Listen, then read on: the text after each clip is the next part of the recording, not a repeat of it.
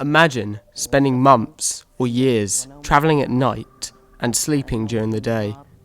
In the day when you do sleep, you huddle into groups of other young travellers to take turns protecting each other. When you do arrive in a place of safety, there is an expectation that sleep will come each night and that the need for protection will just melt away. Yet your body clock just won't do as others expect, and your normal biological rhythm is hot-wired to stay awake at night. When sleep does come, you can't switch off the need to check for safety and the need to stay close to others for protection and to protect. The loss of sleep as you try to rewire your body clock plays havoc with your memory, and you can't concentrate on the learning you want to do. You feel irritable, clumsy, and at times aggressive as the tiredness overwhelms you. You talk about your heart being broken as you see your hopes and dreams like sand running through your fingers. Myself and my friends who have travelled this journey, most of us have problems now. All our journey here has been at night time, which was hard. Now we just can't stop thinking of the journey and the struggles we faced. When I go to bed, all I think of are the loved ones I have lost and our friends and relatives. It is hard to sleep now. I need you to help me sleep. We need a good and safe life here. I want to feel normal again. Before going to sleep, I cannot relax myself. I toss and turn and remember the journey I faced and what happened. And this makes me unable to sleep, and I cannot feel relaxed. We've found that the issue with sleep affects a lot of the young people, and through our work with them we have found various things that will actually assist them in gaining a regular sleep routine, and some of them are as follows.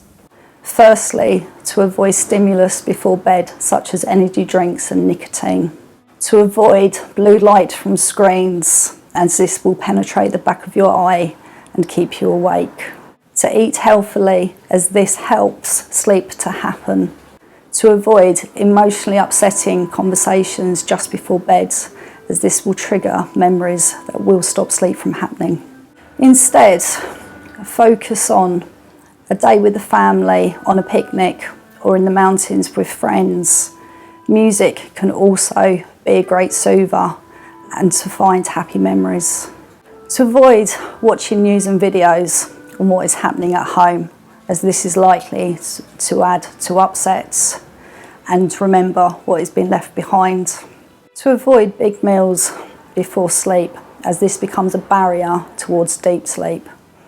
To slowly shift the body into a regular feeding habit where you know where the next meal is coming from. To avoid sleeping during the day, as this rewires the brain back to nocturnal sleeping, and the opportunities during the day are then more accessible. It's the barrier of sleep that's in their way. So once they do start to rewire the body clocks, the opportunities that they do take, and they do so well as well, and you can tell how well somebody's doing because they're sleeping better. Also help me to connect to my happy smells, colours and memories as I try to move towards sleep. I was given a lavender bag that helps me when I put it under my pillow and try to remember the flowers that I noticed on my journey here. The smell calms me and the image it brings is peaceful. If someone wants to be safe, they have to sleep with one eye open. But I still have to continue my life and work at relaxing myself. Before going to sleep, I turn on the nightlight. This does help me to sleep and relax. It would really help if I'd go out and get some sunshine, as this also promotes my ability to sleep. Physical activity such as playing football or running is something I really enjoy, and it helps me to be physically tired, which assists sleep to come. I need to let go of my worries and find ways in which, in my mind, those I care about can be safe. Some of us like to use worry dolls as a way of holding others, as well as trying to feel safe and sleep. Before I go to sleep, I pray to God, and so I can feel relaxed. When I start sleeping, everything gets better for me. Everything is good. When I first came to this country, I felt very bad about myself. With the experiences I have faced, I still feel the same, but slightly less. It was horrible when I was in that situation. But now, I am good.